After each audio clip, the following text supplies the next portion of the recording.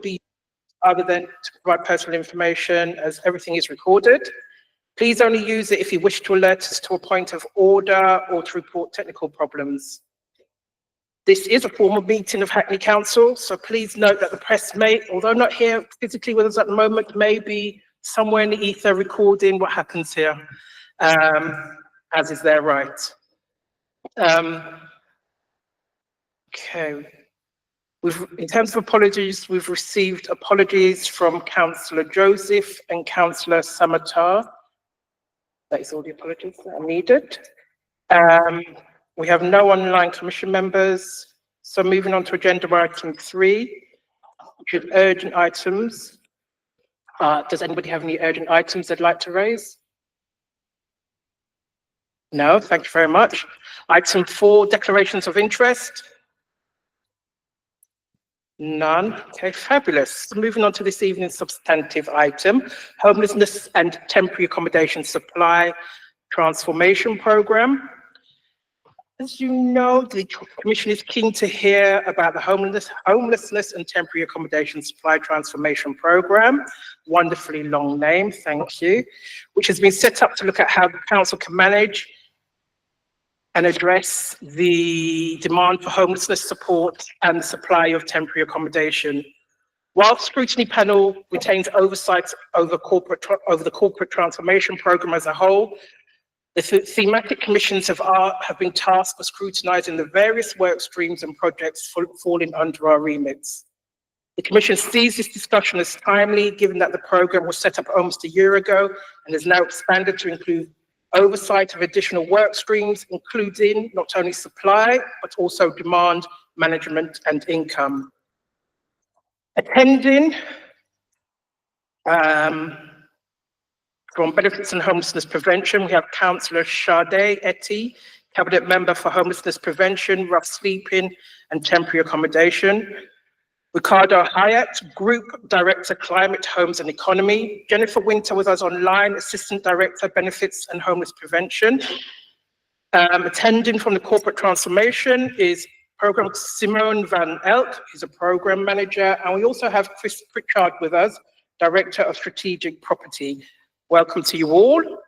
I'd now like to invite Councillor Eti and officers to begin their presentation, which was submitted in advance of the meeting and included in the agenda papers.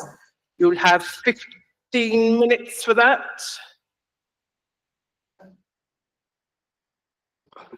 Thank you, Chair. I think before the presentation, I just felt maybe I should give a short, brief summary from what we have achieved since we last came to this commission, before we now go over to the transformation, before the slides, because what actually brought this in terms of transformation of housing supply that we're talking about. In the last, like the last report in April, we had 75 new temporary accommodation placements in April, and this is down from what it was last year. And you might all remember that before we had the LGA peer review, the mayor and the chief exec were already talking about transformation, and then we had the LGA peer review that came with their recommendation, and which the recommendations were very similar to what we wanted to do within the council. So it's one of those, so that really, I think that really added to, in terms of us going ahead with transformation program. And you all realize that the mayor's 3 priorities include housing, which is homelessness inclusive. And in terms of tonight, I think just a brief context to remind everyone that with regards to our mitigations in temporary accommodation, we have Chalk Hill, which is still there.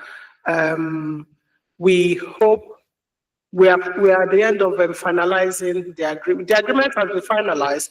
I think we're just waiting for the accommodation to start getting them from next month unfailingly. So everything is at the top. And we've actually purchased Ridley Villa as well since after we came to the commission. In terms of Ridley Villa, the residents that are still there, definitely we'll have to move them on so that we'll be able to put the villa into put them in terms of refurbishment to the standard of temporary accommodation, which we have, and I think which some of the commission members have seen. So when that will happen, we will inform everyone, and including the ward councillors will be aware when that will happen, but that is still outstanding. So I just wanted to give that brief overview in terms of supply, and by autumn, we will be transferring our properties to housing company, and I think Ricardo, the director of housing strategy, will be able to say more on that, which will be, that will be an income into the service area, and also the fact that we have started implementing LH. We will start to implement LHA for owned properties as well. So I just wanted to give that brief overview that a lot has been achieved since the last time that we came, and then I'll now hand over to Simon to Jennifer. Yeah, to Jennifer before we now go over the slides. Thank you. Thank you. Evening, Chair and Commission. Nice to see you.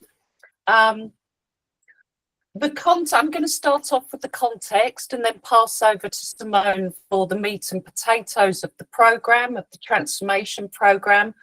The context will not be a surprise to any of you. As you know, we've been working with Living in Hackney Scrutiny very closely since 2016 on temporary accommodation. So what we're seeing across London, not just across London, but now across the rest of the country, is that homelessness approaches are continuing to increase, and the amount of people being housed in temporary accommodation is increasing. What we're seeing is other cities across the nation catching up with London. Having said that, we know that there is 62% of all temporary accommodation households are currently based within London. What we've seen is an increasing number of approaches for support, hovering at about between 10 and 12% in any given year. We're also seeing in Hackney a constriction of the private rented sector, so a shrinkage of the amount of properties that are affordable. And our strategic housing market assessment that you will remember James Goddard, the AD of Housing Strategy, presented to you previously, shows that there is actually no affordable PRS accommodation in the borough for people who are on a low income or in receipt of welfare benefits. The borough is unaffordable to them. So partly that, as well as other issues, we're seeing more competition from home office providers trying to secure the same properties that we are to house people in a settled accommodation, but also those temporary accommodation providers are also being pursued by the home office. And competition for PRS properties, whether it's TA or move on, is probably at an all-time high in London, incredibly competitive. And we're seeing landlords, profit-making landlords, as a result of that, chasing the money. So what we're starting to see across London is tenants, landlords withdrawing their properties from the market and then bringing them back as nightly paid temporary accommodation because they can receive more in income via that route. As a result of that, what we are seeing is that the costs of temporary accommodation are increasing for the council. All temporary accommodation housing benefits subsidy is capped at local housing allowance rate for 2011. That means the council can only recover up to the 2011 rate. The amount between the 2011 rate and what we charge in rent and what it costs to run our TA, we cannot claim back through the housing benefit scheme from the Department for Work and Pensions. We have to find that money ourselves. So you might like to think of it as a cost shunt from central government to local government, but who am I to say? But we refer to that as the housing benefit subsidy gap, and we are starting to see that those amounts really increasing across London, and a lot of councils starting to get into real trouble. Having said that, what we mustn't forget is the work that we have been doing in Hackney over the last 10 years to mitigate some of this situation. By developing our own temporary accommodation within our own estate, using general fund properties and turning them into temporary accommodation, and also long leases on large hostels like Royal Park Hostel, that has softened some of the cost pressures. Without those, it might be a very different story for Hackney. So I just want to make sure that we all acknowledge that work that's happened. So how do we compare to other London boroughs? As I said, this is a pan-London issue. On average, there's at least one homeless child in every London classroom. We have nearly 4,000 children in our own temporary accommodation, and that equates to roughly about 9 primary schools worth of children in temporary accommodation. And you will have heard me say before that as councils, London councils, we should very much be planning for children who have spent their whole life in temporary accommodation if there's not a very radical policy change. So London boroughs are struggling. Spent 600 million on homeless services last year. Obviously, the funding from central government is nowhere near enough to cover that. And as you can see from the next slide, the demand is continuing to increase. We see nothing on the horizon policy-wise to show why there may be a decrease in homelessness in the future. We don't have enough detail yet on the Renters Reform Bill to understand whether that will give us a decrease in time. We don't have enough information on the Supported Accommodation Bill to understand how that would affect these numbers. We know that welfare reform is likely to make some of these numbers worse, particularly the amount of people who will be affected by it in Hackney with disability and life-changing conditions. So I'll hand over to you now for Simone to cover off the programme. Simone?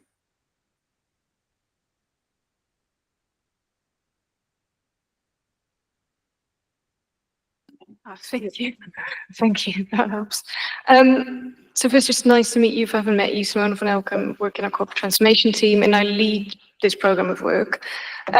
We just want to briefly take you through the content of that. So I think as part of the introduction, sorry.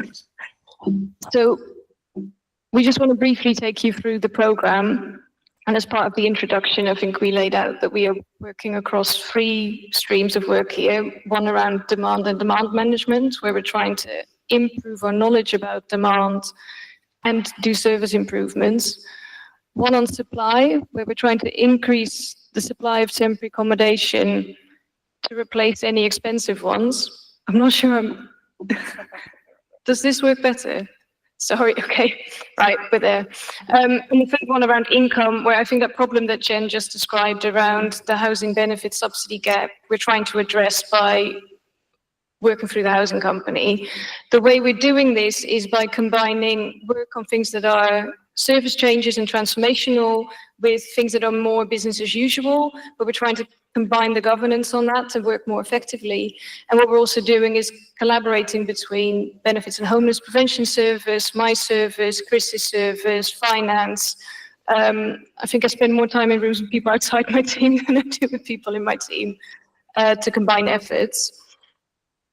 In terms of the projects in this programme, there's a brief overview. I think what we want to take you through are the ones that are probably the more impactful transformational ones. So on the demand side, I think there's 3 big pieces of work. One is we've done some intense work on compare ourselves to London boroughs with vaguely similar conditions in the housing market and demographics to see where we stand out and where there might be differences we need to investigate. We've now got a demand model for TA, which makes it easier for us to predict how much we expect demand to rise, so what our response then should be in terms of the provision of supply. A bit more of a nuanced model than we've had before. But the third big piece of work is that we've had a review conducted of the homeless service, people's journey into temporary accommodation and out of it. That's come up with a number of recommendations, which we're currently turning into a programme of service improvement. On the supply side, I think there's some deals that kind of been working on and that we've completed that Councillor Etty mentioned. I think as a broader piece of work, what we've tried to do is a more detailed assessment of what the benefits and risks are for different models for delivering temporary accommodation, because there's a lot of choices there. And we've used that to kind of invest in some staff to work on specific types of delivery of TA so we can increase our supply. And the other thing that I think our governance has done is created a just more efficient way of working across the council because of the number of people we have in the room from different services, and we're able to kind of unblock any issues with supply deals a bit more effectively. So there are a number of things being worked on at the moment that obviously until they get to completion, we can't really discuss in detail. Then when it comes to the work on income, so the one thing we have done is that we've aligned the rents and temporary accommodation to LHA 2024 levels from April, as Councillor Etty mentioned. And for temporary accommodation that we own or have lease deals of more than 10 years, that should allow us to claim our housing benefit back, which means there's more money coming in from DWP. When it comes to other types of temporary accommodation, we're working through how some of that can be managed through our existing Hackney housing company. And by doing that, because different benefits rule would apply, we're again expecting more income to come from DWP to cover the costs of temporary accommodation. And I think that brings us to some slides around how we're managing this as a program of work. So this is the governance that we've set up. So we're running our own kind of board that oversees all this work with some project boards underneath. We're reporting into CLT on a monthly basis with biannual deep dives. A lot of our proposals end up at CLT cabinet meetings and obviously then also end up here like this session this evening.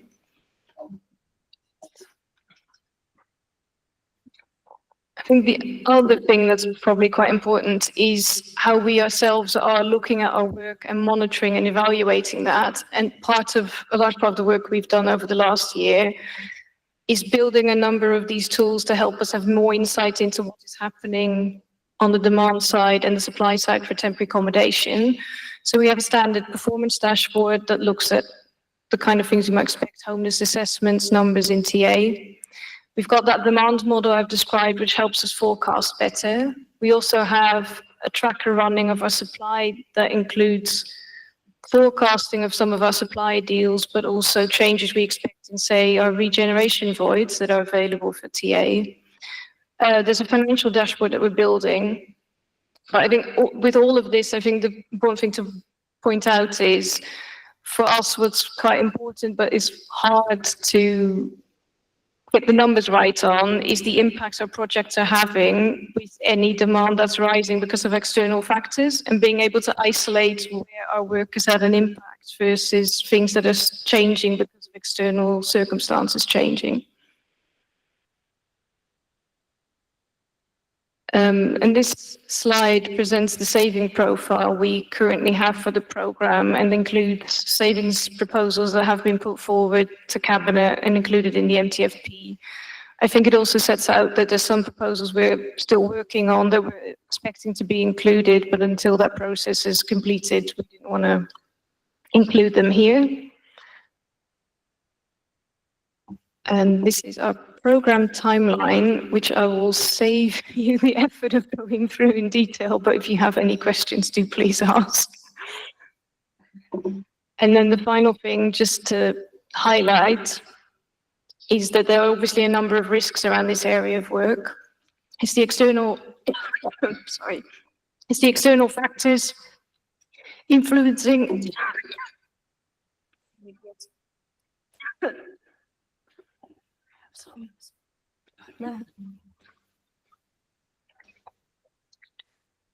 sorry about that. The program risks as the external factors that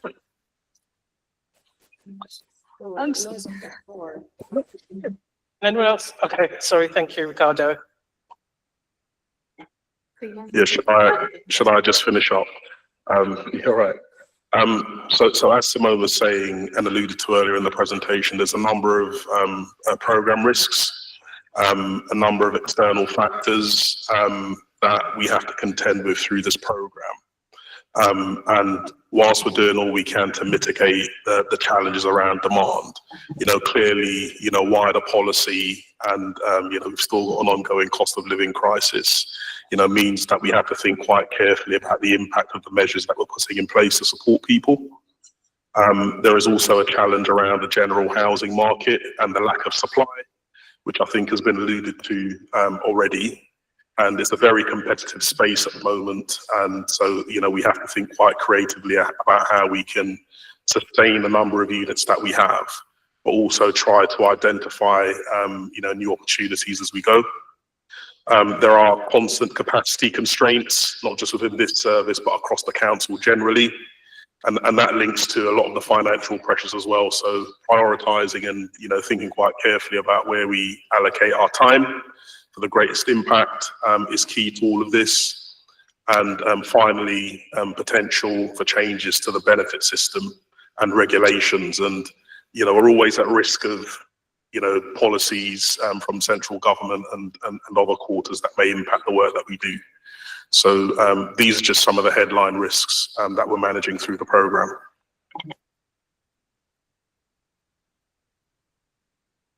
Thank you, Simone. Hope you're okay. Thank you, Ricardo.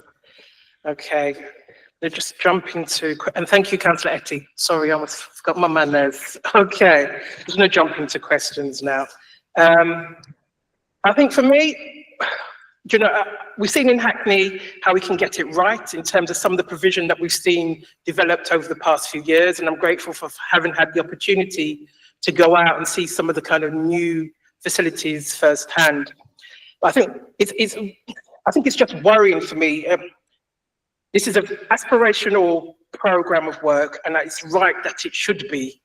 But there's elements in terms of predicting potentially increase in supply, whilst there also being a natural increase in demand.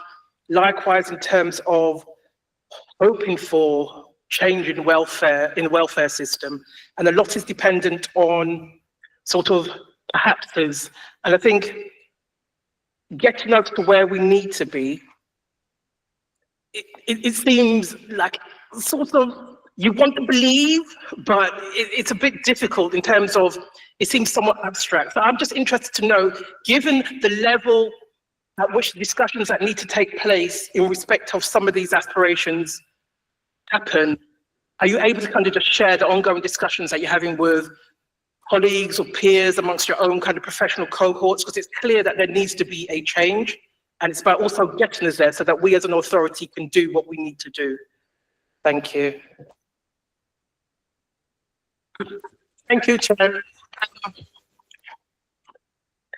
I think, let me just share some of the current insight in terms of discussion with colleagues in other boroughs and all that. I sit on the London Council with other cabinet members, and there was capital letters which was commissioned previously by the government and was funded by the government. And the essence of capital letters was to avoid councils being in competition with each other when it comes to seeking or getting accommodation from one to the other. Unfortunately, we were part of this.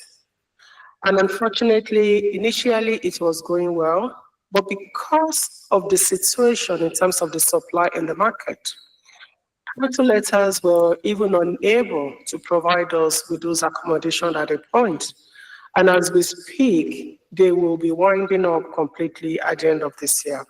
So that clearly shows the challenges, with regards to what is happening, not only for us, but across board. And we all tend to share this.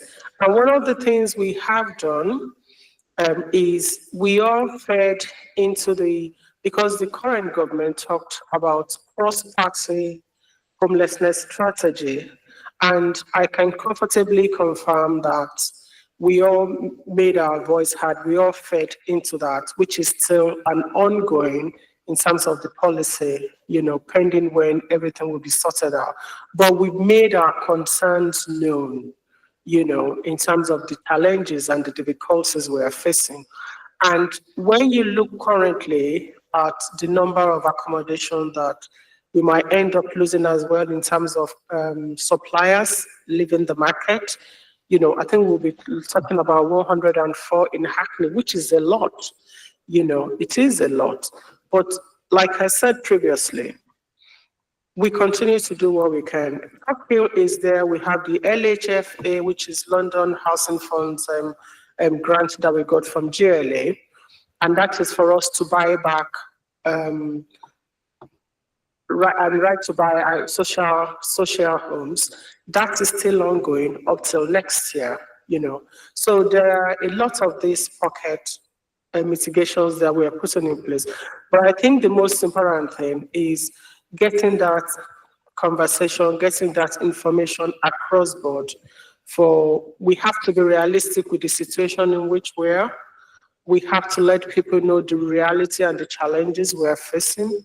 And one of the things we are doing is using every form in terms of advice, looking at personal housing plans for our residents. We've even gone to the extent of having to work with Bridge partnership to look at temporary accommodation. How can we help our residents? What other ways can we help our residents? We've done all that.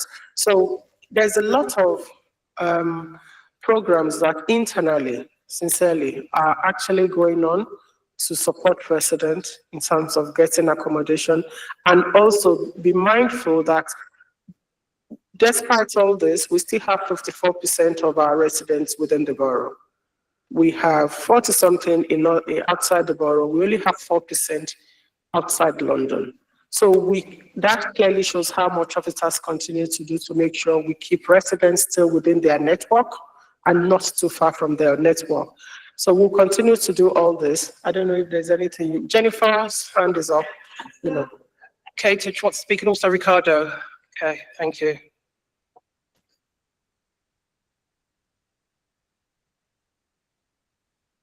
Oh, can I unmute Jennifer? I'm not sure. Sorry, Okay. I clicked the wrong button. I just wanted to confirm that at officer level, we're working incredibly closely with civil servants at MHCLG, as well as our colleagues at the GLA. I was invited to speak at MHCLG's Officer Away Day 3 weeks ago to showcase the homelessness service at Hackney, and despite our sector leading provision, actually the challenges we still face in terms of increasing costs and increasing demand was very well received.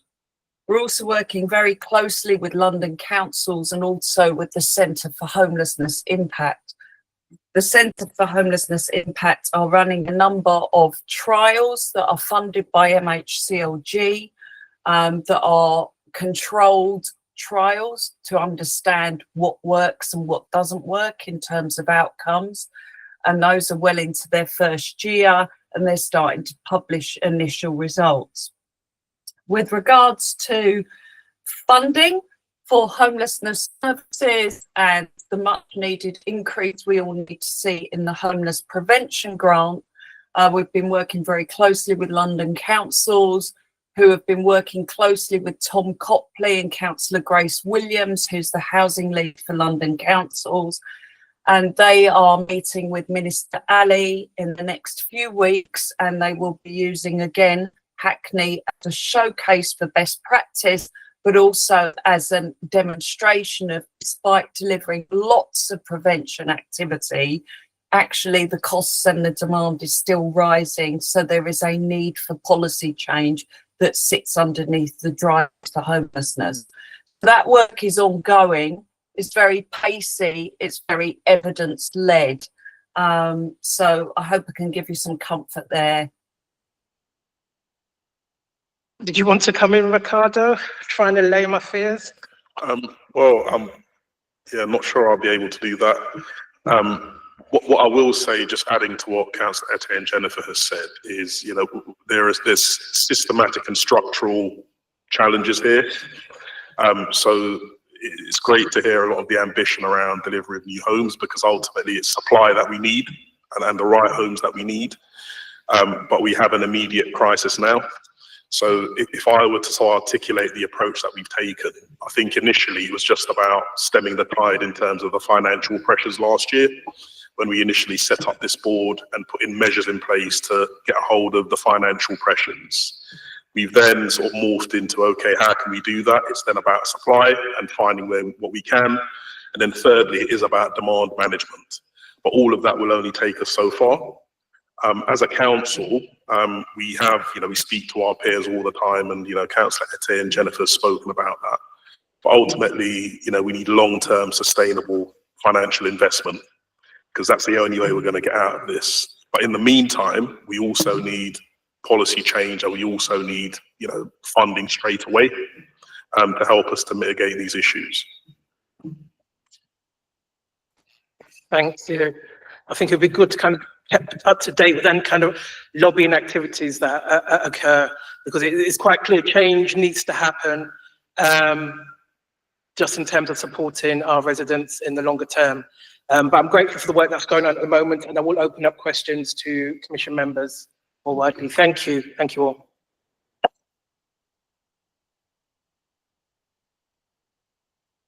Sorry. No one, Councillor Gooch? One question just on the slides that you've got, if I may. It's showing us slide 15 in the reports pack, but I don't know if it's that number for you. The demand in the homeless prevention. Sorry, in the graph you've got demand homeless prevention service. Just wondering if you could talk us through the definitions of. So I'm not clear on what the definition of an annex is in that context, and also that's where the increase is. Why is it in that? First, I sort of don't really know how to ask the question until I know what an annex is. But once I know what an annex is, I would like to know why that's where the increase is. Hi, I'll take that. Annex, sorry, is a technical term for nightly paid temporary accommodation. So it's the equivalent of spot purchasing. So for us, it's spot purchase of TA. So it's for emergency housing. So if a family pitch up on the day, we contact a number of providers, we find what's available, if there's anything available in borough. If not, we'll start to look for a field and ultimately outside of London till we can source something to prevent that family from street sleeping. And then presumably the reason that's where you've got all the increase in provision over the last 2 years or so is everything that you've talked us through previously in terms of people exiting the market for longer term provision, etc. Correct. Thank you. Any further follow-up question? No? No? Not on that. Okay, thank you. Okay, anyone else with a question? I'd like to put this forward to either Councillor Etty or officers. Councillor Selman. And thanks for the presentation. The presentation sets out the dashboards that are going to what I understand to be the different boards in that structure. I was just wondering in terms of, because I was finding it quite difficult to get a set. I know that those boards are there, but you're able to give us a sense of what those are capturing and how we're doing against them, and are those things that can be and would be shared with the Scrutiny Commission to give us a sense of what we're tracking and how we're doing against what we're tracking?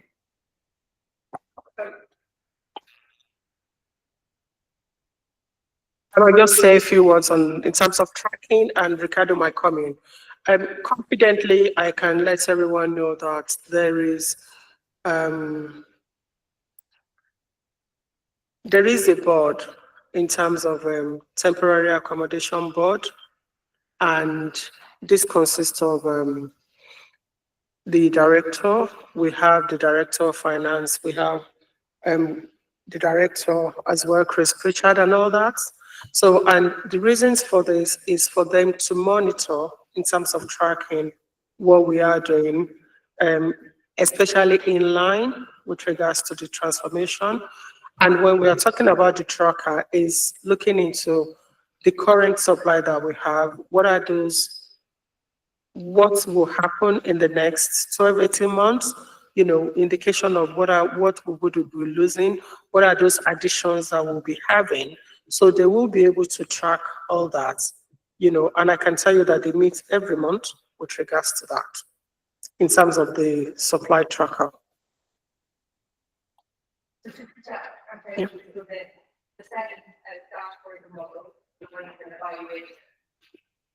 Which are you talking? Is that slide 14? Sorry, Councillor Stillman, your microphone, sorry. I saw it on. Slide, I can't count because it's not coming up on my thing, but there's under program management. Basically, I'm wanting to understand in a bit more detail how that governance structure works in terms of who's scrutinising what. And I think within that, recognising we've got a function in scrutinising it, so we appear in that governance bit. So I'm following this, I'm clear what the names of the things are that are being scrutinised, but I don't know what's in those dashboards, both in terms of what we're looking at and monitoring and how we're doing against those things. So one was a question of, is that stuff that can at some point come to scrutiny, either as papers for us to get a sense of what's being looked at, and in the meantime, is it possible to give a sense of kind of what they're capturing? And I guess I would like to know, you know, what that list of stuff, who's that going into and who's looking at it within that structure and the governance bit above. Does that make sense? Yeah, it does.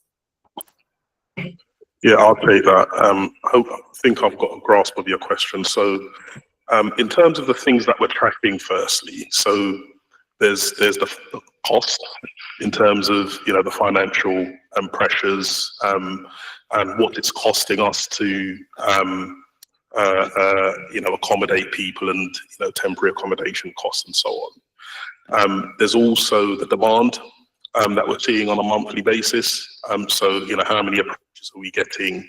How many people are we placing, et cetera, et cetera. And then there's a supply piece. So we have at any given point a finite number or a number of units or homes or, you know, bits of elements, different categories of accommodation.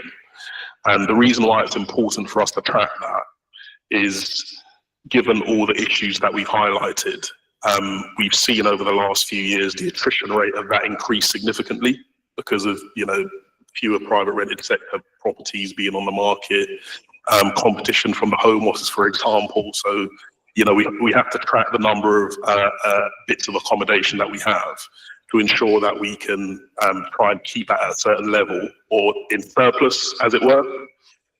So those are sort of the three key things that we track. We're also looking through the program at, you know, different work streams around tools, for example, and systems.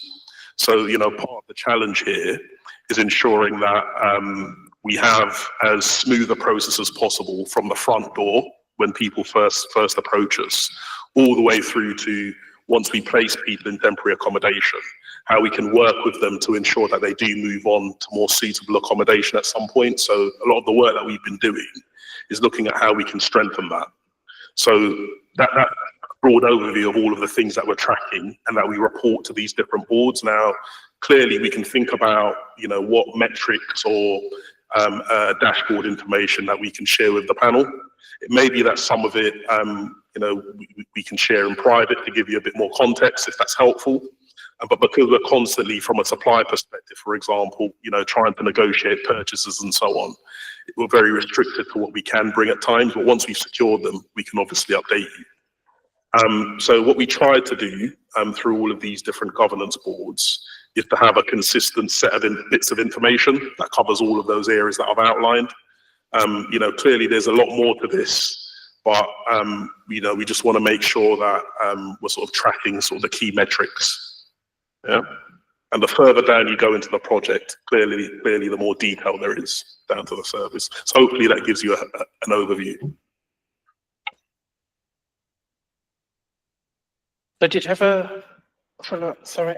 That was really helpful. I think just reminds me of the bit that if, you know, in terms of working out what it's particularly that bit around about the performance dashboard and like the metrics of kind of what we're measuring, and I guess linked to that is the cross-referencing with the statistical neighbours. So yeah, that's something that I would find very helpful. Better.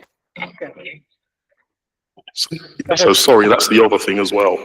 So, in order to sort of launch and implement this program of work, an element that we did look into is our statistical neighbours, so boroughs, local authorities similar to Hackney. That only takes you so far before you start getting into sort of unique and local factors that may influence the approach that you take. But clearly, you know, benchmarking against others is an important part, but it's an indicator of where to look as opposed to, you know, the be all and end all. Thank you, Councillor Garbett. Thank you, and thank you for the presentation, all your work on this. I recognise and repeat some of the, share some of the chair's concerns. But to follow up on this point, is there any governance, and where does the programme have any oversight around the quality of supply, like, and how does that feature in some of the discussions that when you're working with the suppliers? If you can just touch on that. Thanks. Well, I might bring Jennifer. Yeah, go on, Jennifer. I'm happy to cover that. So standards is very much business as usual, although it does factor within the transformation board. I'm really, really proud that we have incredibly high standards in the temporary accommodation that we procure. We have a mechanism in place, a pan-London mechanism in place called Setting the Standard, and that inspects a lot of our temporary accommodation. And we have the highest levels of results under that Setting the Standard scheme, the highest level of TA providers recorded, as well as the highest level of green tick inspections. We also have our own team within the Benefits and Homeless Prevention Service that are trained in property inspections, and they inspect our premises that we procure from TA providers out of the borough. They also deal with a lot of the liaison between landlords and those TA residents around repairs, as you will probably have picked up from casework. So I'm really pleased that we reject temporary accommodation in Hackney. We won't take premises that are not habitable. We won't take premises that are not fit for our residents, and we definitely don't treat our homeless residents as second-class citizens. So we're really, really proud of how we manage that, and we are sector leading in that way. With regards to the transformation programme, we apply those same standards. So a lot of the work we've done around sourcing hostels, we try to source properties at EPC B wherever possible, but sadly, sometimes we have to go for EPC C. We try and find properties that are, shall we say, eliminate our risk in terms of repairing and maintenance. So we're quite, shall we say, very clear on what standards that we adopt for temporary accommodation in Hackney. I don't know if Chris Wiley wants to come in a bit more on that, as it's around property.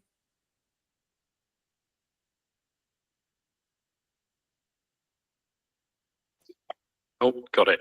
Sorry to reacquaint myself with these microphones. Yeah, thanks, Jen. As Jennifer mentioned, property services, which is my world, that does work very closely with Jen's housing benefits team. We bring additional resource on the maintenance side, inspections, etc. And we've led the charge in the acquisition of the space. I think a specific example, Jen, is probably the Chalk Hill deal, where we're looking for another 300 units. And the structure there is that the supplier will bring units to us, and they have to meet a certain set of quality criteria before we'll accept them. So they've had to go away and raise the finance to acquire these sites, to refurbish them and so forth. And they've gone away with a clear set of quality requirements in doing so. So it's very much in their interest that they deliver on that, because we're protected by a contractual provision that says we don't have to accept these things that you've gone and borrowed a lot of money to refurbish unless they meet our standards before we even put anyone in there. So it literally is at the heart of everything we do. We've been very conscious that, you know, even when there is property available to buy, you've got to understand that that has to be maintained in the long term. There's a lifelong cost to owning this stuff.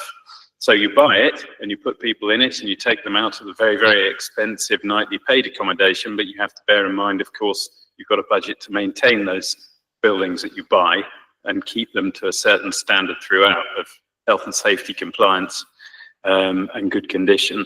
And of course, energy efficiency standards these days too. But it is still cheaper to do that than to put people in nightly paid accommodation. Thank you. Councillor Carpet, follow up? Thank you. That's really reassuring to hear. I have heard some horror stories of people currently in the Woodbury Down in temporary accommodations. It'd be really good to understand what's happening, not here, but to pick that up separately, because it doesn't sound like it meets those standards that you described there, Jennifer, but it'd be really good to have that communicated, that the high standards and setting the standard. I don't know where that's publicly available, so we can kind of refer to that as councillors and understand that as the stock as a whole. That would be really helpful. And then one just on finances, just because you mentioned, I'd be really interested in how we build the case around how investing in council homes is the longer term goal through this programme. And also, obviously, the savings profile misses kind of 2 columns of numbers. So I was interested in how the 1 million was reached as the target for supply, and then when the other demand and income targets were going to be agreed. Thank you, Ricardo. So yeah, happy to speak to you separately about Woodbury Down or anything else. Just to be clear, the primary aim of this programme, as set out, is to minimise our costs, is to procure and identify new supply for temporary accommodation, and to see what we can do by way of service delivery to mitigate demand. I'm only mentioning that because I think you said, Councillor Garbutt, that it's about long-term supply. And I don't know if you're thinking about long-term permanent supply or temporary accommodation, but just to clarify, you know, that doesn't sit within the remit of this programme of work, because separately, you know, we have our own sort of, you know, council building programme and, you know, other priorities around that. So that's separate to this piece of work. In terms of the cost, there's a reason why there are TBCs and blanks in that spreadsheet in the presentation. So just to go through it. So in terms of order, as I mentioned earlier, the first bit of work that we started last year was to look at increasing supply so that we could get as many people out of temporary accommodation as expensive nightly paid as quickly as possible. And that middle line of slide 15, that reflects an existing savings profile that was approved as part of the 25-26 budget proposals back in February. Actually, it may have been earlier. I think it was last autumn.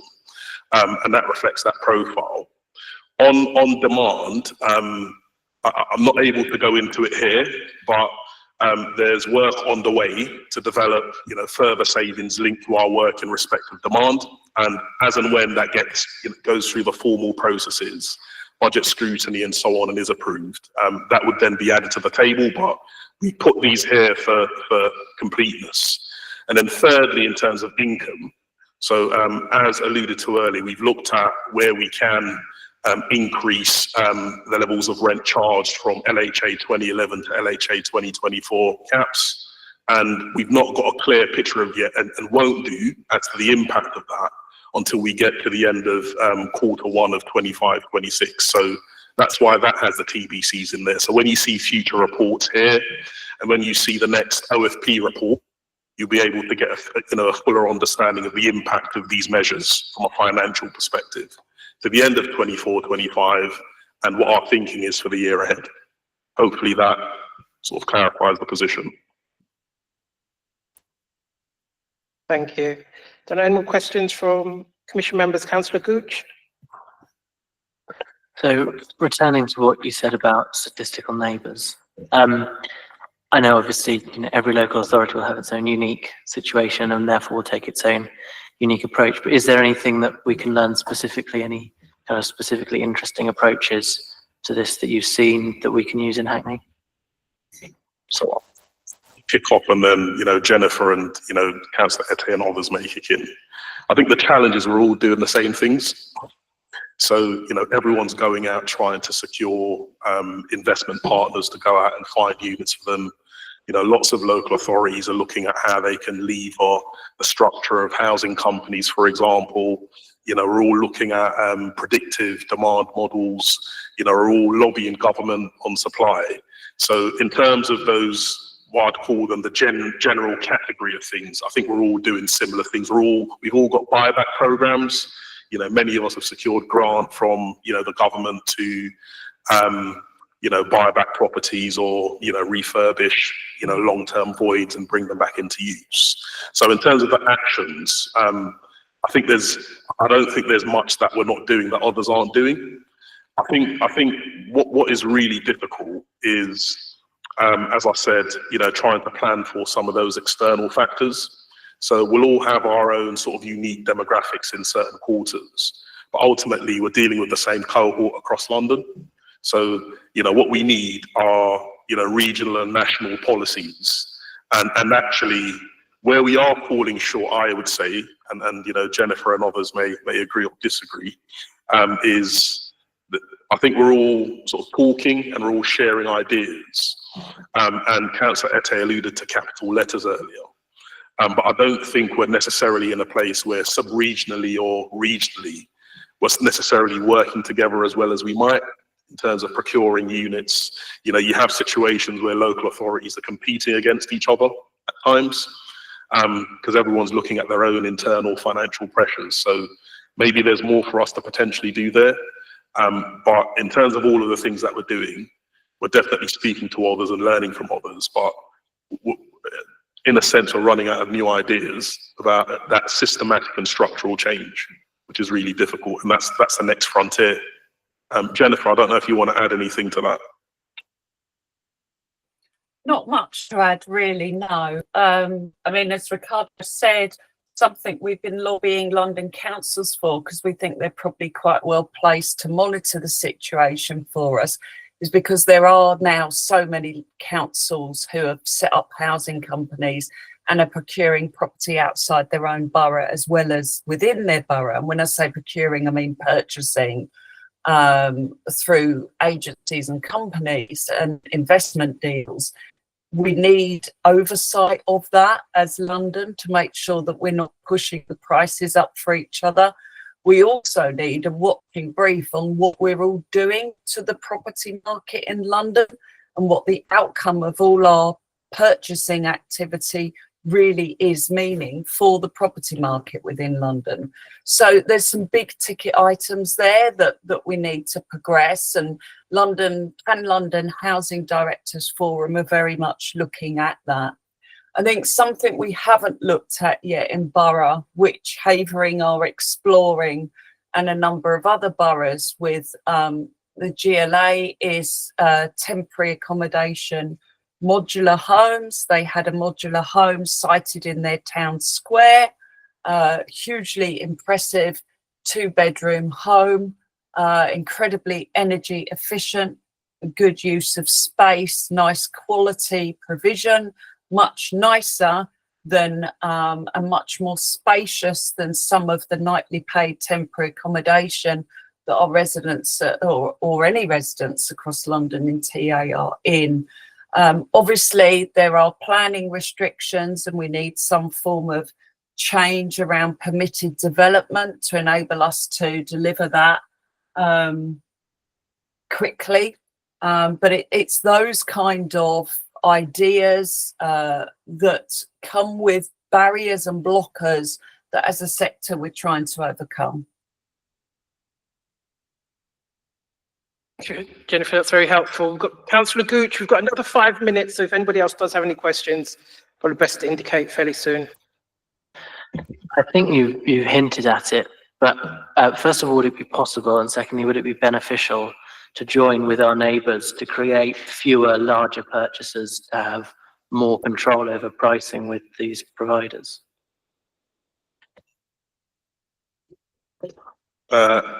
Potentially, but my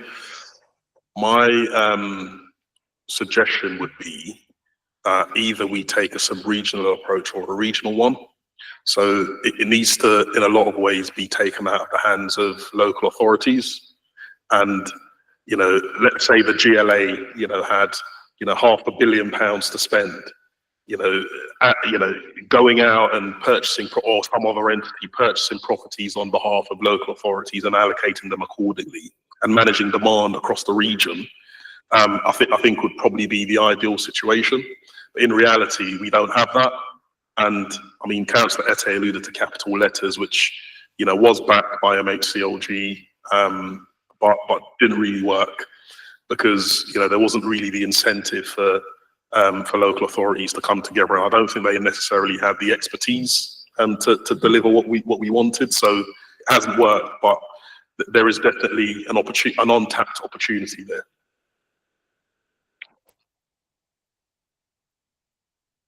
Councillor Ogundemoran, sorry.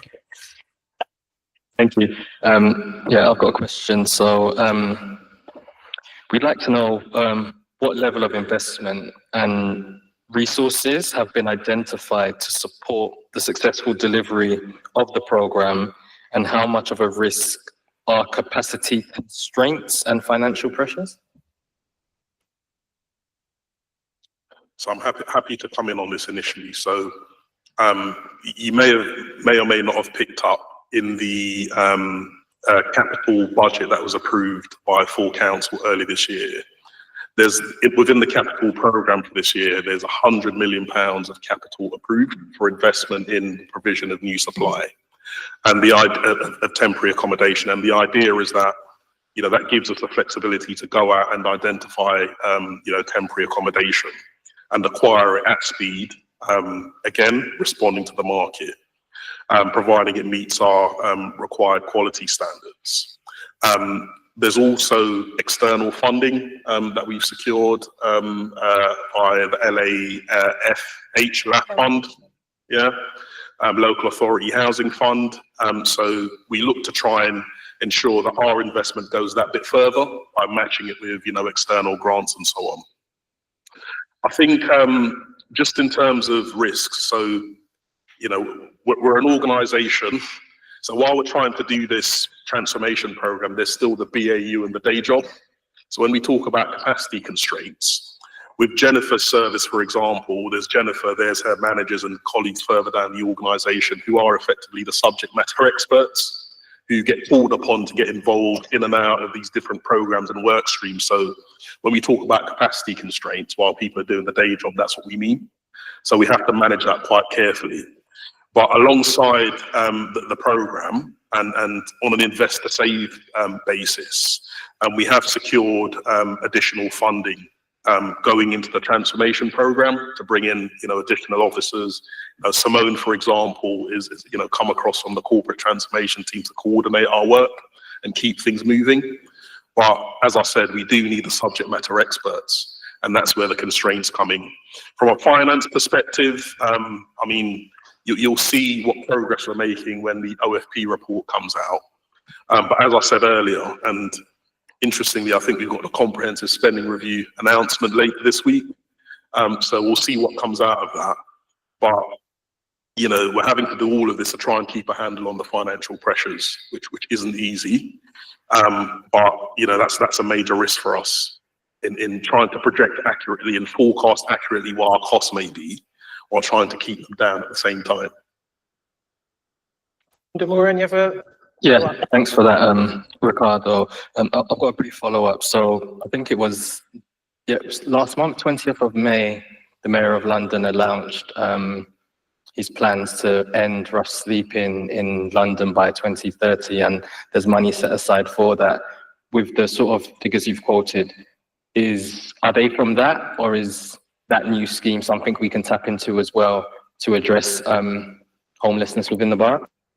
Yeah, so rough sleeping, funding for rough sleeping is different, is separate to what I've outlined. So I don't know if we've seen the full details of that funding from the Mayor of London as yet and how we can access it, but suffice to say, as well as our own sort of in-borough homelessness services, the Mayor also delivers Pan-London and procures Pan-London rough sleeping services, but unless Jennifer knows more, I don't think we've seen the detail of any of that as yet. So, To let you know, so the Mayor of London launched his plan to end rough sleeping. The things that he will be putting in place are looking, and there will be an amount of consultation that we can expect later on this year. So it will be around developing new network of ending homelessness hubs. So similar to the hubs that we already have. So for instance, we have a rough sleepers assessment hub for the 15 bed spaces that we already fund in Borough. He will be looking at setting up more of those. There are a lot of boroughs that don't have the provision that we have for rough sleeping. We've done very well in the past with the bids we've put together to secure funding for provision for rough sleepers, which has enabled us to keep our figures really low and assist people really quickly off the streets. We're now down to 20 rough sleepers with only 3 who have been on the streets for more than 3 months, and 2 of those have been on the streets for a considerable amount of time and are in the top 1,000 rough sleeping Londoners who have been, who we call entrenched. So there is a lot of detail in that new plan. A lot of it is hugely aspirational, I would like to say. I don't think it will touch the sides of the situation we have been discussing tonight, and is very much a separate situation. Rough sleeping tends to be held very separately to homelessness, statutory homelessness in general. What I'm really pleased about in Hackney is that we are known and regarded very highly across MHCLG and our partners for ensuring that our rough sleepers do get access to the statutory homelessness pathway, which is not the case in a lot of boroughs. I hope that helps.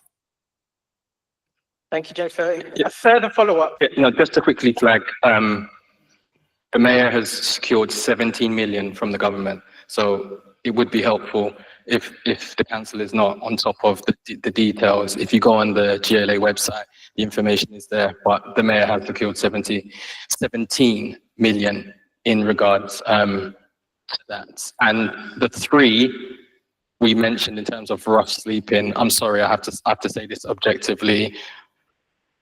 Does that include the rough sleeper that is on the council steps? I think we should be very mindful of our rough sleepers' privacy and dignity. I don't think we should be discussing individuals in this session. Yeah, we can't personalise questions in that way. Sorry, Councillor Etsy. Thank you very much, Chair. Thanks, everyone. I just wanted to, Councillor Gundemore, when the time comes, when we have a clearer, in terms of the plan for that, I will share with all colleagues. And I just a quick summary of what you have had tonight, to inform you that honestly, officers are doing a lot of work in terms of our nightly rates. We are doing everything to reduce it. And as at a few months ago or last month, it's gradually reducing. And we will share just what you've asked in terms of monitoring and performance. We will share all that, and also the latest OFP ones in South, which is different from the forecast. We'll share the realistic situation of what has happened as at the end of 2024-25. But at the moment, we are doing all we can within the service area with regards to temporary accommodation and transformation that is ongoing. Councillor Delta, I just have one quick kind of last question. It's just with regard to our statistical neighbours. Earlier on, can we took pride in the fact that 54% of Hackney residents were able to find temporary accommodation in our borough, which is a positive thing in general, but I'd just like to understand whether the kind of fluctuations which exist within that figure. I understand that people are moved out of the borough for a whole host of reasons, but compared to our statistical neighbours, is that generally considered an average, or is it above average in terms of being able to retain our residents in our borough? And if not, is that something that's going to kind of be factored in to the approach that's going to be undertaken with regard to any new streams of temporary housing or accommodation? What I can say with that is it's a very good, no doubt about that. And looking into our transformation program, we will be looking at Campbell Tickell recommendation as time goes on, because the action plan is still on at the moment. We have to look at evidence, we have to look at comparative in terms of other boroughs, and then we'll come back with regards to action. But at the moment, I think it's positive in terms of us getting 54% within the borough, but definitely we can do better. Can I come in here? I just wanted to be very clear that we have to remember that we are sector leading in terms of having developed our own temporary accommodation portfolio. That is not normal in other boroughs. A lot of boroughs do not have their own TA, and it's utilising our own TA that has enabled us to keep as many residents, homeless residents in the borough as we have. So there's that point. There's also the point that we don't use hotels or bed and breakfasts for families, and we haven't for a number of years. Other boroughs do, and they have been acting illegally for many, many, many years across just our neighbouring borough, Tower Hamlets, up until very recently, had nearly 500 families in bed and breakfast and commercial hotels for many years, rather than the legal limit of 6 weeks. That is quite common practice across London, but it's something we don't do in Hackney. We actively care about the households that we house in temporary accommodation, and we always remember we have staff in temporary accommodation. A lot of our staff are also our residents in this borough. So there's very much something around looking after your own, and we really do make that a priority for temporary accommodation procurement and provision in the borough. So I hope that gives you some confidence. Thank you.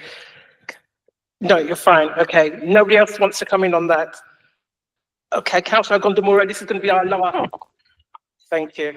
Thank you. I thought I'd just kind of come back on that. I appreciate what Jennifer has said in terms of comparisons with other boroughs, but I guess we asked the first question in regards of statistical information compared to other boroughs, but I think objectively speaking, it's not really about what other boroughs are doing. It's about how we can really deliver and be better. So for me, I don't think it's about, well, we're doing okay compared to all the rest. We just need to do the best and keep on being the best. And for this work, we just want to kind of see that.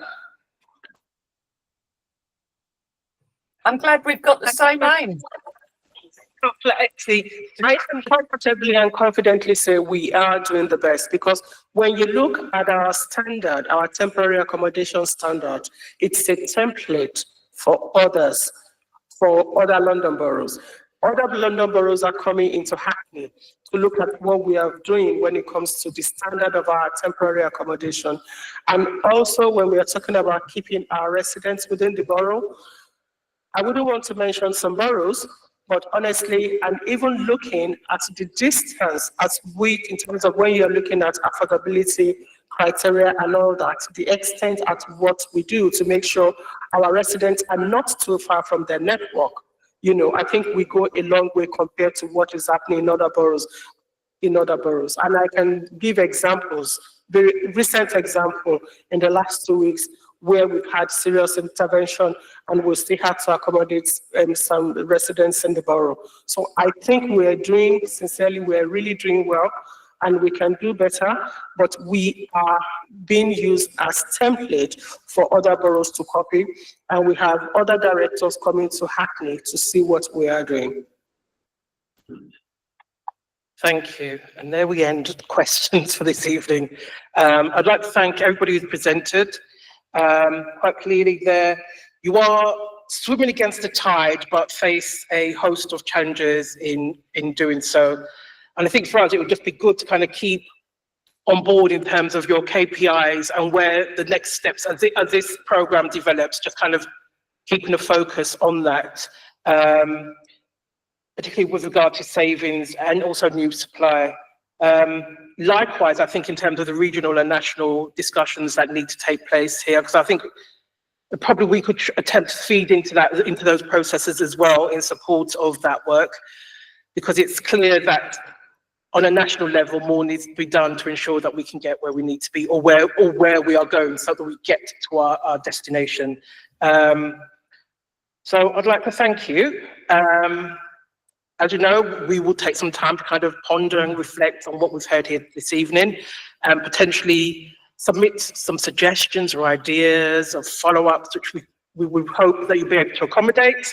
But before moving on to the next agenda item, I just want to pass our best wishes on to Jennifer Winter, who's been a long-standing member of the council, obviously given her role to the people of Hackney over a number of years. She made a huge contribution, and I'm grateful for her kind of opening up her area of work to us and accommodating the Commission's requests and needs over the past few years. It's been great working alongside, well, with you. I can't say alongside council officer protocols, but it's been great working with you. I don't know if Joseph wants to add anything to that, and I'm wishing you all the best. No, okay. Round of applause for Jennifer. Enjoy Tower Hamlets. Will do. Thank you very much. You, Jennifer. Thank you. And thank you to each of you who's attended here today.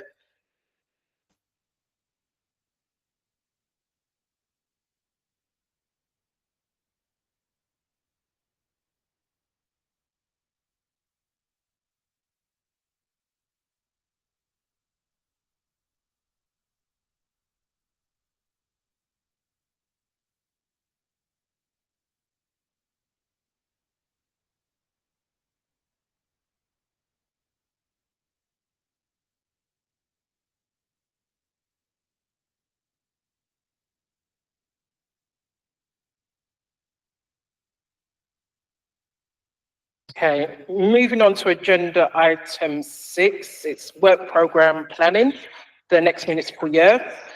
You've all have seen the document attached to your agendas. Essentially what we're going to do is discuss the work programme suggestions for the forthcoming year. Also take on board any that are brought to the floor today. The annual public survey, which asks residents and stakeholders for their suggestions, is still live until this Friday? Wednesday. Wednesday. Oh, sorry, I missed that bit.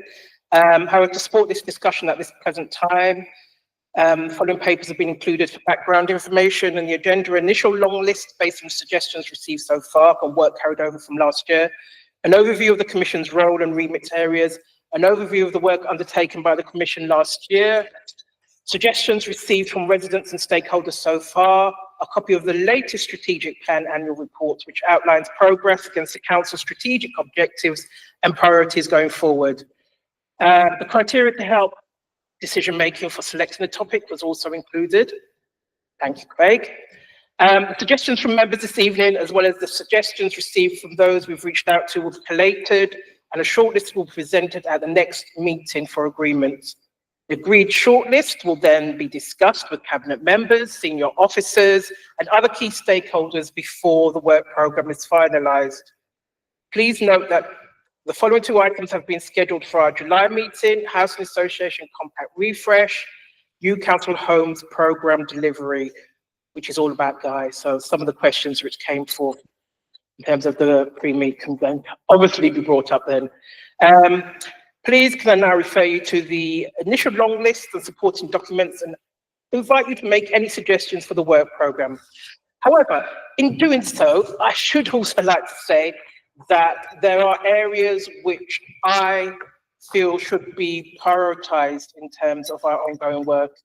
One of which was deep dive in our response to violence against women and girls, a corporate response, as well as a wider community response, which I think is an important area of work that needs to kind of be investigated, interrogated, however you'll put it. And likewise, obviously, housing issues are top of the agenda at the moment more widely. We have already had some components which I feel in terms of our ongoing review need to kind of be refreshed. These kind of relate to the housing revenue account, customer service delivery and complaints, which would incorporate complaints. I don't know whether anybody else feels there's anything else that needs to be added to that area of work. But I think those are, yeah, prepared. We've obviously got the extraordinary scrutiny panel meeting later this week. Yeah. But I think there's definitely a role for the Commission later in the municipal year in coming back to the points that are raised in the Housing Ombudsman report and the points that are discussed on Thursday. And once a more clearly developed action plan has been developed by the Council, reviewing that plan and also kind of work that's done in the first 6 months following this report, which would broadly align particularly with what you're saying about complaints and customer service. These are very much aligned with what's already been disclosed, publicly disclosed. So thank you for that. I've got Councillor Garbett. Yeah, thank you. Fully support what you said about needing a community safety focus, and I agree with you around kind of male violence and focusing on that is really important because I've been on the committee 3 years and I don't think we've done male violence, violence against women and girls. I call it male violence to centre it around the perpetrator. Well, not centre it, but just remind us that it's male perpetrated violence. And I agree around complaints in the Ombudsman report. I am quite interested in kind of a programme around retrofitting council homes. So I was really concerned last year when we heard that we're like way off that target. And yeah, I don't know where the scrutiny is happening for that. And I am interested in some of the follow-up things that we kind of have started, as in like the community halls bit that's in the list and the garden waste charges. So like things that are particularly of interest to residents that we kind of have spoken about here. It would just be good to know what happened to them. Not maybe massive things, but just a bit of a return of how these things happened.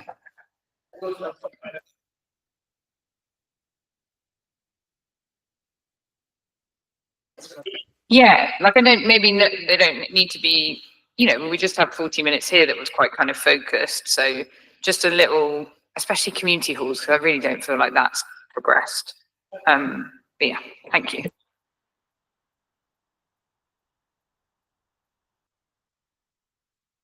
Selman, then Councillor Gooch. Just wanted to, strongly also agree with the going back to the progress on the things we've done before.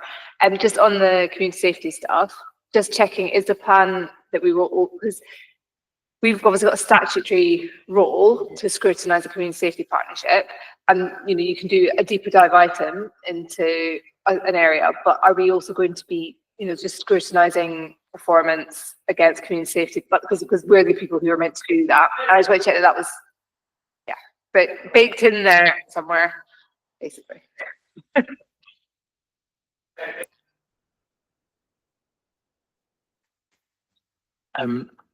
There's possibly a joint item with children and young people, but having London Fields in my ward, I have kind of broad concerns about the management of our public spaces and who it serves and whether it serves all the people we need it to serve. And that's actually one of the suggestions from the public,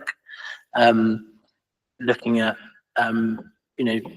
kind of borough residents versus out of borough, looking at children versus other age groups, looking at people using the park as an outdoor space versus people cycling through it, because we do have a tendency to put cycle routes through our parks, that kind of thing. So there's a piece of work that I'd be interested in around, how our public spaces are managed and who they're managed for.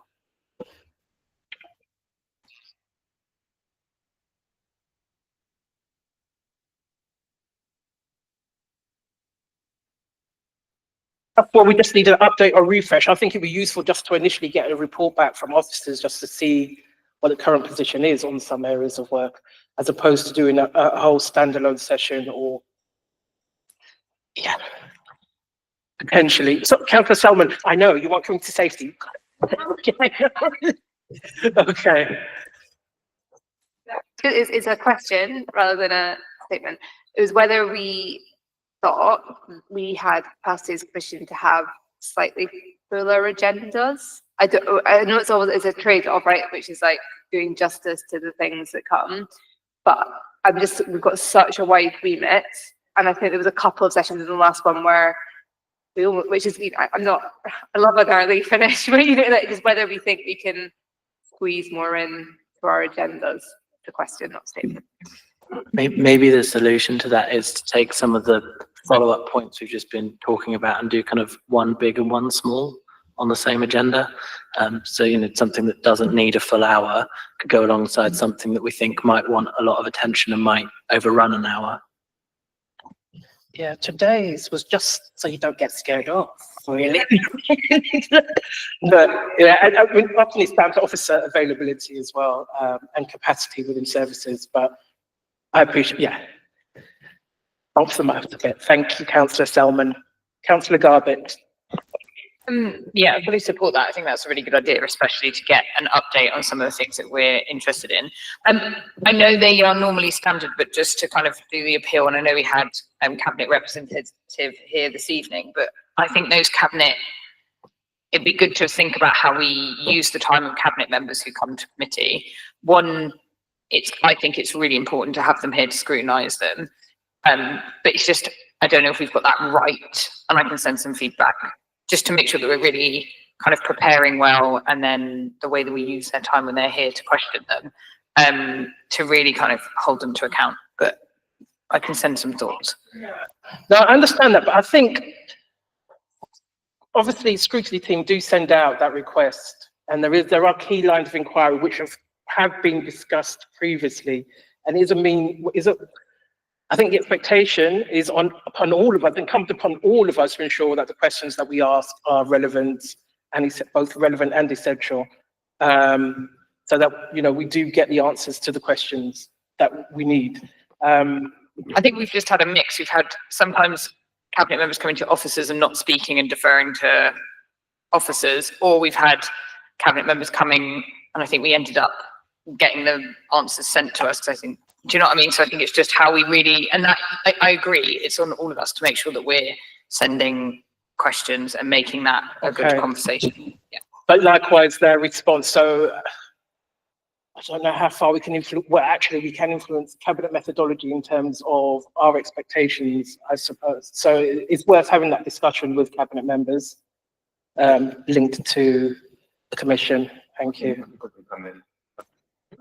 I think it's something that Councillor Gordon, as the lead for scrutiny, is thinking about.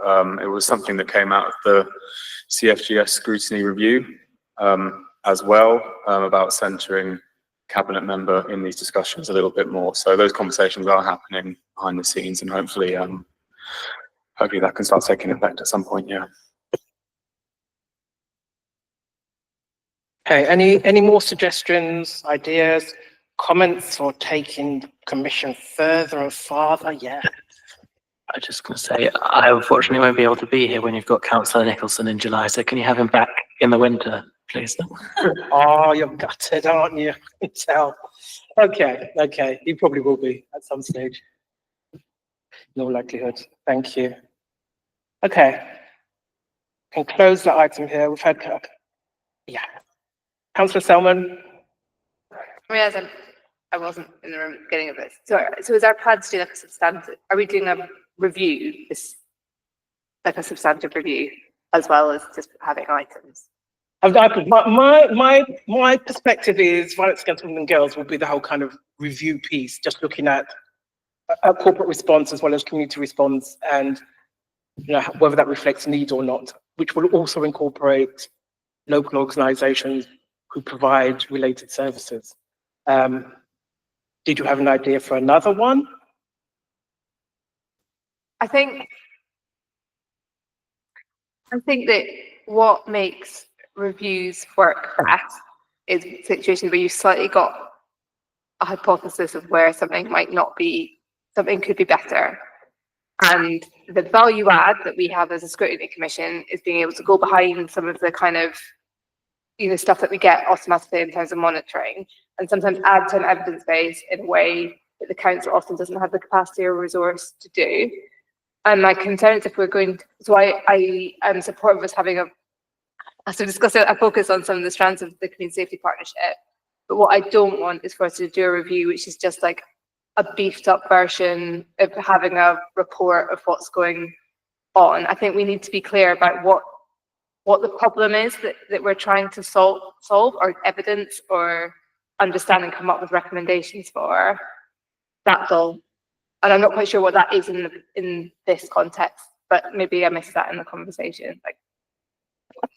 The conversation didn't go that far, but I think it's a holistic approach, because we see some authorities which are actually leaders in terms of their response to violence against women and girls, which covers every service from families, also the demographic of it impacting younger women in particular isn't something that necessarily has been interrogated. Likewise, often their inability to access services because violence that's perpetuated against them is not considered in the same way as domestic abuse. It's considered often a teenage spat, as opposed to being recognised as it would if they were over 18. I think in addition to that, housing provision is something which is also problematic. In terms of survivors, it's often the case that they're left isolated for a period, with services not necessarily kicking in, and then often not being signposted, or when they are signposted, not having the capacity to do what's needed to be done in terms of being able to access housing provision. But the approach is you can go to any local authority and access housing if you're under the threat of violence, but then on top of that, then the need to be able to evidence this. And I've seen this in cases that have been close to me. You have to go back and forth to the police service in order to get the documentation that's needed in order to enable you to access services. And for me, that's problematic in itself for people who are presenting as survivors of abuse of this nature. And so it's elements like this which I'd like to capture potentially, if that's where we go, within this review. Likewise, in terms of recognition of different demographics and how we as an authority are able to meet the change or different needs of demographic groups. There's quite a bit that I'd like to kind of incorporate into this, because I do see there are areas which can be developed further, which could potentially see funding being incorporated into the authority, or availability of funding, potentially. But I do feel there is more that needs to be done. And I as a councillor, don't know exactly how these elements are being, that I don't have insight or understanding of how these elements are being addressed within our authority, other than the broader discussions that take place. And just, we've previously talked about doing something around about the quality of like housing prevention advice services, which sort of links into, I guess, some of what we were talking before about the demand. And so would that not be something we were taking forward now, or? Demand often doesn't relate to Hackney, it relates to other boroughs. Yeah. No, it was about in terms of how we as a council, in terms of what we provide in terms, because we have our statutory duties in terms of advice, and then also like in terms of how we commission that across. Yeah, and I'd like to understand the impact on survivors. So whether that's being able to kind of engage with a provider so that they're able to undertake a focus group, so that we can gain that direct insight for people with lived experience, I think will be incredibly useful in terms of feeding into future direction of support.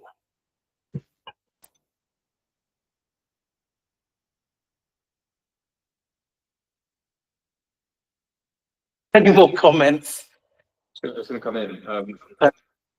So I think there might be a little bit of confusion there. I think Councillor Salmon's referring to a specific piece that got put forward last year around the role of advice services in preventing homelessness in its entirety. It's one of the suggestions that's on the list.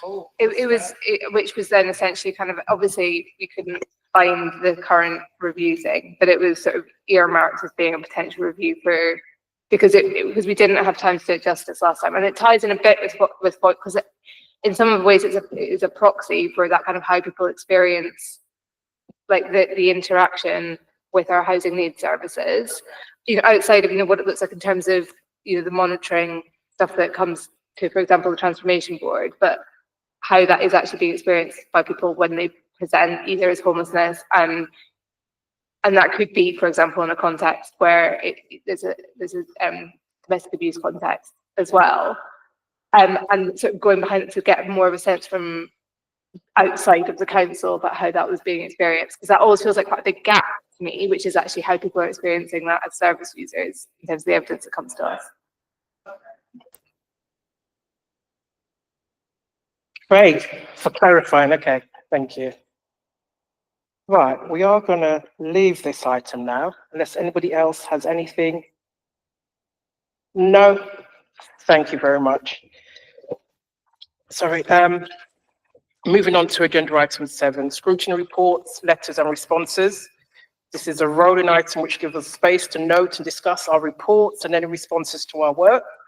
We have now sent letters outlining our findings and suggestions on the following topics to executives for the executive's consideration, which are included in the agenda: housing, green spaces, resident sustainment and vulnerability.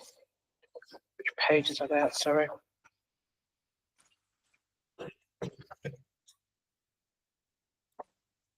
Okay, starts on page 87.